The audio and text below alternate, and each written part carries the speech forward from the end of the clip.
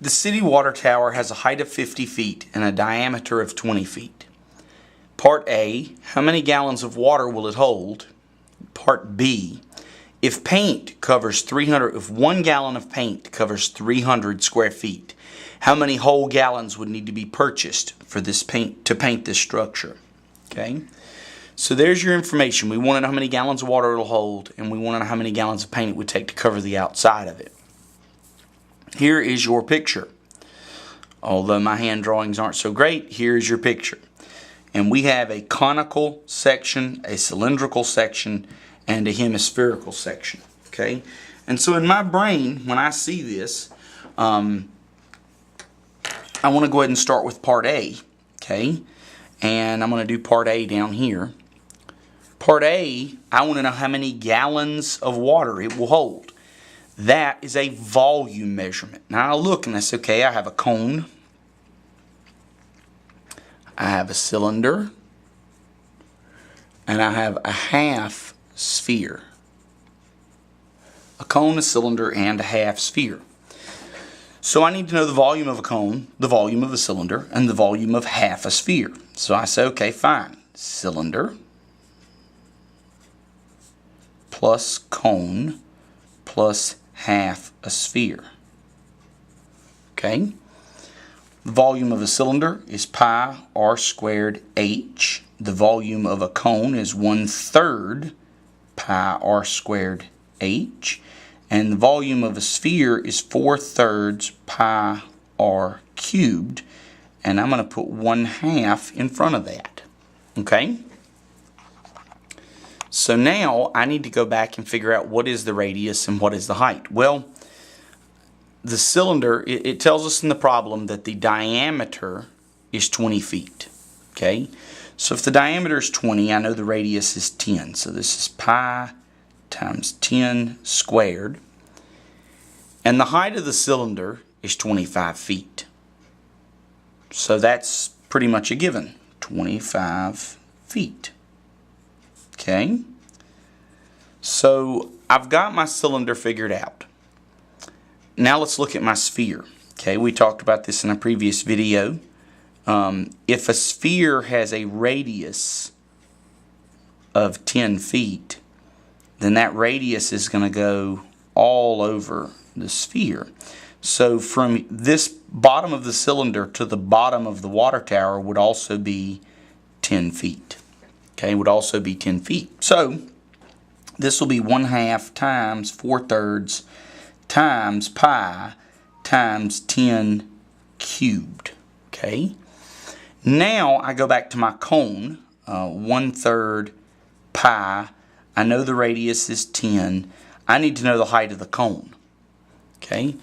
Well, if this is 10 feet and this is 25, I've used a total of 35 feet. The original problem gave a height of 50 feet.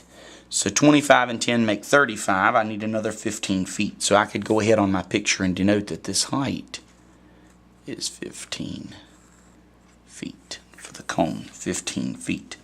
Okay. So, and now what we're going to do is we're going to just plug these numbers into a calculator, or unless you're really good at math, you can do it in your head.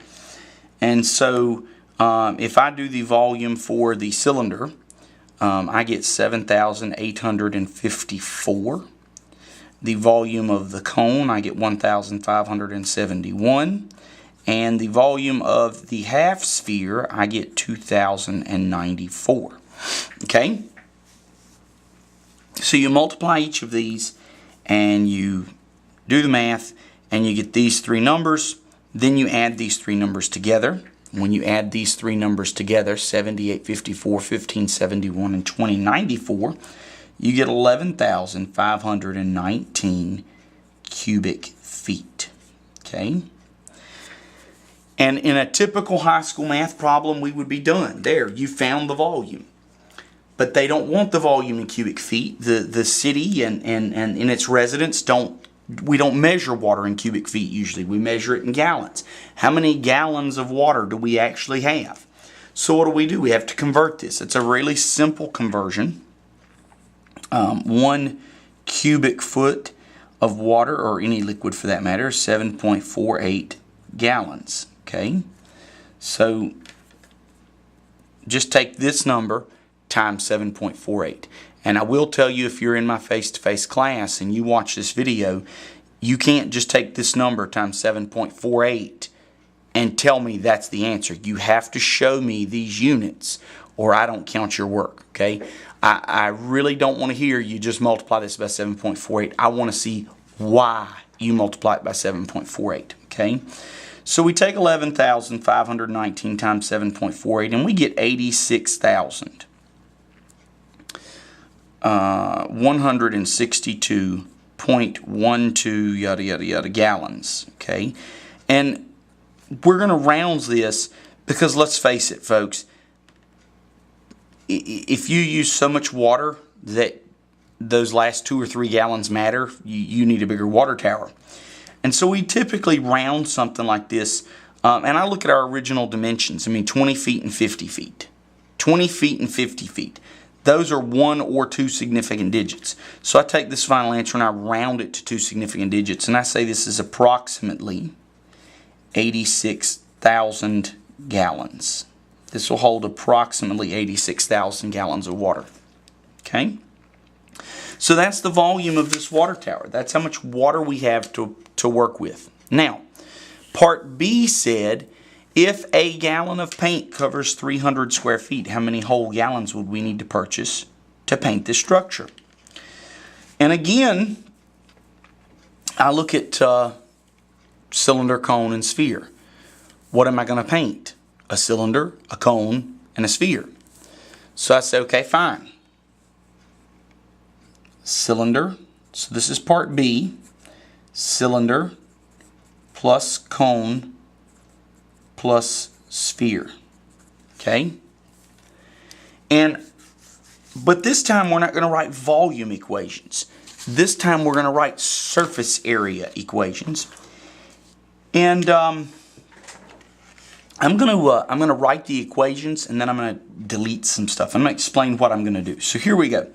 The surface area of a cylinder is 2 pi r squared plus 2 pi RH. The surface area of a cone is pi r times r plus root r squared plus h squared. And the surface area of a sphere is 4 pi r squared. Okay? So those are our surface area calculations. Now, if you look at, oh, and by the way, let's throw in this, right? We want a half a sphere, so I need to put a half in front of that. If you look at a cylinder, because this formula is easier to understand to start with, a cylinder, picture a soda can or a soup can or any type of can. It has a top, a bottom, and a side. This term right here is the top and the bottom. This term right here is the sides. If you look at our drawing here, I'm going to kind of come in here and draw here's the top, here's the bottom, and here is the side. This cylinder doesn't have a top. This cylinder doesn't have a bottom, and if it did, we're not going to paint it because our water's in there. We're only painting the outside of this, and the only thing that you could see from the outside would be the sides. So if you go back to our equation here, we do not want this part. We're not going to keep the tops and the bottoms, okay? Similarly with a cone, and this is the formula I use. There's lots and lots of formulas for the surface area of a cone. This is the one I like.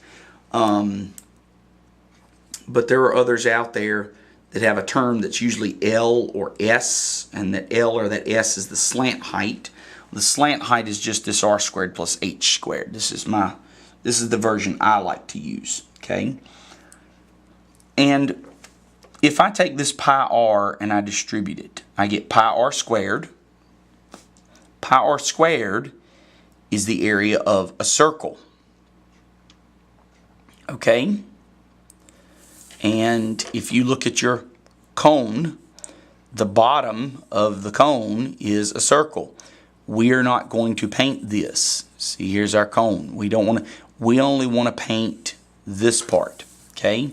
So if I distribute this, I get pi r squared plus pi r times root r squared plus h squared. Okay? And again, very much like the cylinder, I do not want this part of the formula. I do not want the bottom of the cylinder. I only want the outside, the bottom of the cone. I want the outside part, the ice cream cone part. Okay? So we're going to keep this part of the formula, and then of course the half of the sphere is fine. So we're going to come back down and rewrite this. So we have 2 pi r h plus pi r root r squared plus h squared plus, and I'm going to go ahead and do this math, a half times 4 is 2, so 2 pi r squared. Okay, so this is what we've got. And then we've got to go back and remember, what is the radius of the cylinder? What's the height of the cylinder?